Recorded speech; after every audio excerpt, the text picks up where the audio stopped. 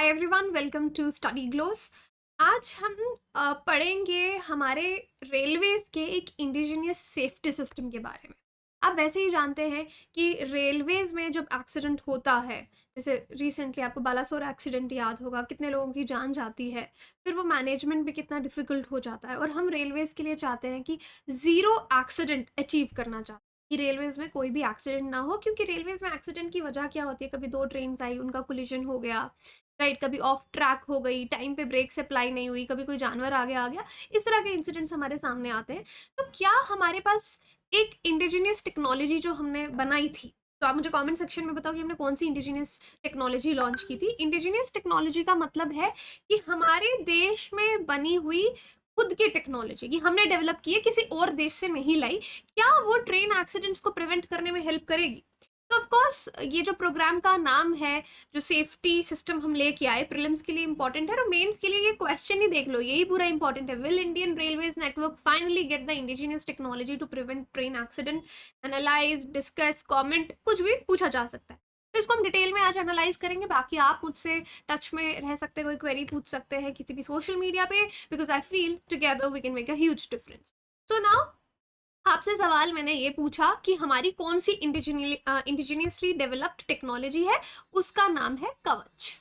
ठीक है, उसको कवच कहा जाता है, मीनिंग आर्मर, कि हम कुछ प्रिवेंट कर रहे हैं। कवच आप समझते हैं किसी चीज से बचने के लिए, कवच कि कोई पर्दा ऐसा स्ट्रॉन्ग सा कि हम पे कोई अटैक ना कर पाए, उस चीज को कवच बोलते हैं। तो ये जो कवच टेक्नोलॉजी है, ये ट्रेन एक्सीडेंट्स को प्रिवेंट करने के लिए इंडिया ने खुद डेवलप की है, किसी देश से नहीं ली है।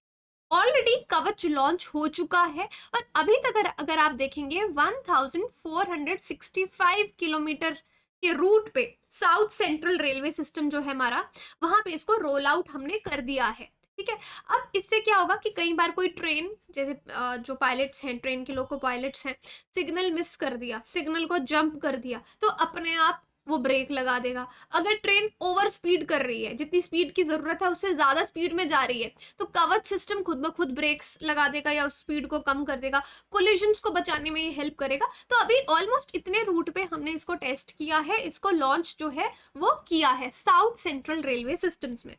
तो ये देखिए, अश्विनी वैष्णव जी का भारत में बना भारत का कवच, ये 4 मार्च 2022 का न्यूज है। तो ये ऑलरेडी लॉन्च कर चुके हैं हम लोग, लेकिन अभी पूरे रेलवे ट्रैक्स पे इसको हमने रोल आउट नहीं किया है। तो this is how you can see उन जिन ट्रेन में इसको लॉन्च किया है। सो अब डिटेल में देखते हैं कि कवच क्या है। प्रीलिम्स के हिसाब से और मेंस के हिसाब से दोनों इसको आप देखिए तो इलेक्ट्रॉनिक डिवाइसेस और रेडियो फ्रीक्वेंसी आइडेंटिफिकेशन डिवाइसेस पे ये वर्क करता है। जो लोकोमोटिव्स की जो हमारी ट्रेन्स हैं, उनमें इसको इंस्टॉल किया गया है। एक तरह का इलेक्ट्रॉनिक डिवाइस है जो RFID सिस्टम पे चलता है। RIFD क्या होता है?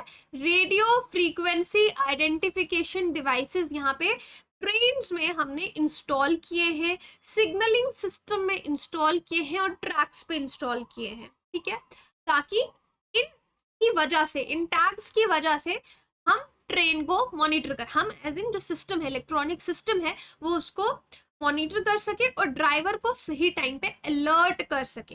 तो ये सारी प्रोग्रामिंग, जैसे AI आया है हमारा, आर्टिफिशियल इंटेलिजेंस, हम हर चीज को प्रोग्राम करते हैं। हम घर में आपने ऑटोमेटिक वॉशिंग मशीन देखी है कि आपको सिर्फ प्रोग्राम सिलेक्ट करना है और आपके कपड़े उस तरीके से धुल जाएंगे। आपको वुलन धोने हैं और आपको डेलिकेट कपड़े धोने, तो इस तरह से प्रोग्रामिंग की जाती है पहले से। तो इस तरह से कवच सिस्टम को प्रोग्राम किया गया है। रेलवे मिनिस्टर अश्विनी वैष्णव, उन्होंने एक रिसेंट इंटरव्यू में भी कहा कि कुछ लेवल पे ये जो इंडिजिनियस कवच टेक्नोलॉजी है, ये जो फॉरेन में, यूरोप में यूरोपियन ट्रेन कंट्रोल सिस्टम है, कुछ चीजों में उससे भी बेहतर है। तो आप समझ रहे हैं कि ऑलरेडी जो फॉरेन में टेक्नोलॉजीज अवेलेबल हैं, हमने कवच को उससे भी बेटर बनाया है।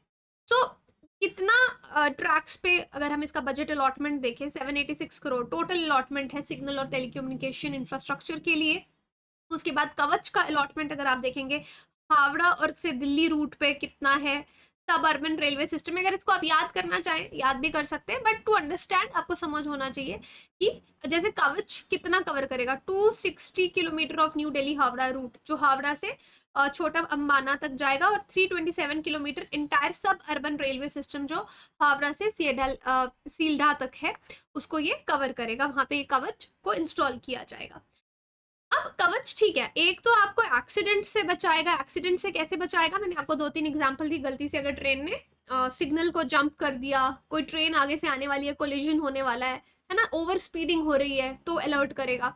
उसके बाद कवच अगर मौसम ठीक नहीं, आप देखते हो जब भी फॉग होता है तो हमारी ट्रेन कितनी डिले हो जाती है, डेंस फॉग होता है, उसमें भी लोको पायलट्स को असिस्ट करेगा। अगर ब्रेक्स लगाना किसी वजह से लोको पायलट भूल गया तो कवच खुद ब खुद ब्रेक लगा देगा। तो ये फंक्शंस इसमें रखे गए हैं। एडिशनली ऑटो विस्लिंग, आप देखते हैं ट्रेन कहीं से जाती है तो विसल भी बजती है जब किसी शहर से गुजरने लगती है, वहां पे उसकी स्पीड कम होनी चाहिए, या कोई लेवल क्रॉसिंग से जाने लगती है तो ट्रेन की आवाज आती है, विस्लिंग होती है। तो इसमें ऑटो विस्लिंग, ऐसी जगहों पे ऑटो विस्लिंग का फीचर भी रखा गया है ताकि ट्रेन कोलिजन्स ना हो, और लोको टू लोको जो ट्रेन के ड्राइवर्स होते हैं, पायलट्स होते हैं, उनका खुद में डायरेक्ट कम्युनिकेशन भी रहेगा।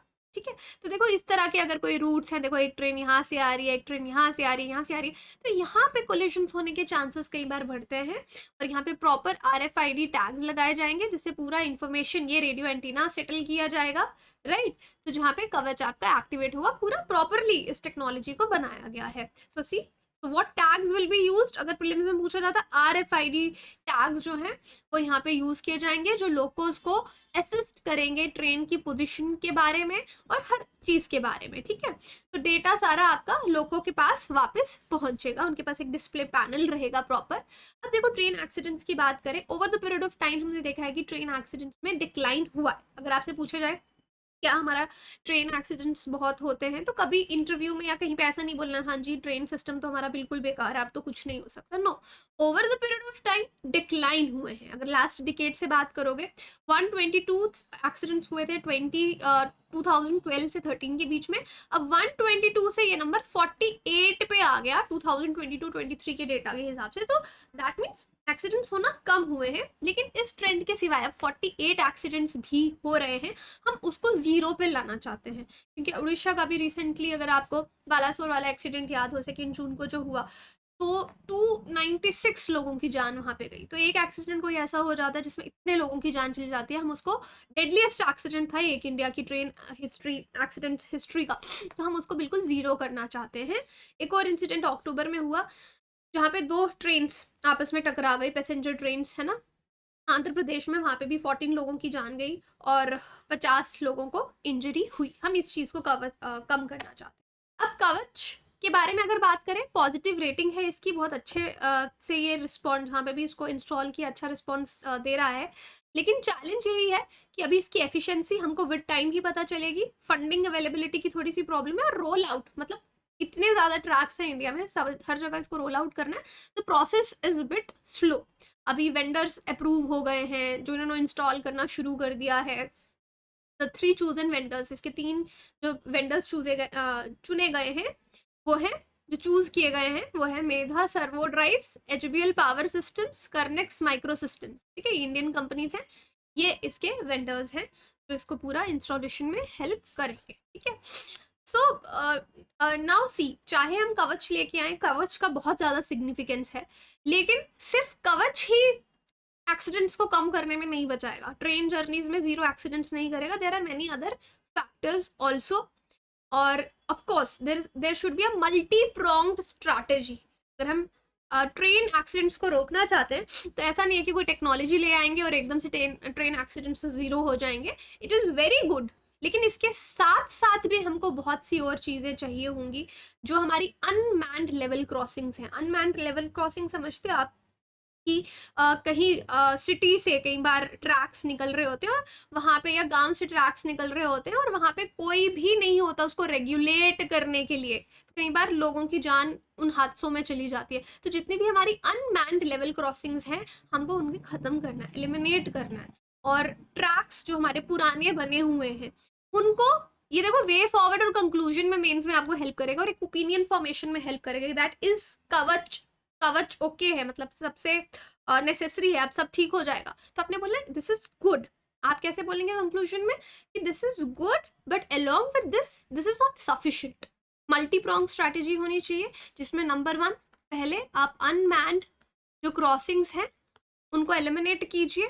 दूसरा, जो हमारे ट्रैक्स इतने पुराने बने हुए हैं उनको रिन्यू कीजिए, कुछ रिकंस्ट्रक्शन का वर्क, रिपेयर वर्क होना चाहिए। जो इलेक्ट्रॉनिक इंटरलॉकिंग प्रोविजन है ना स्टेशन पे, उसको लाना चाहिए। तो ये सब चीजें मिला के एक्सीडेंट्स में रिडक्शन होगा।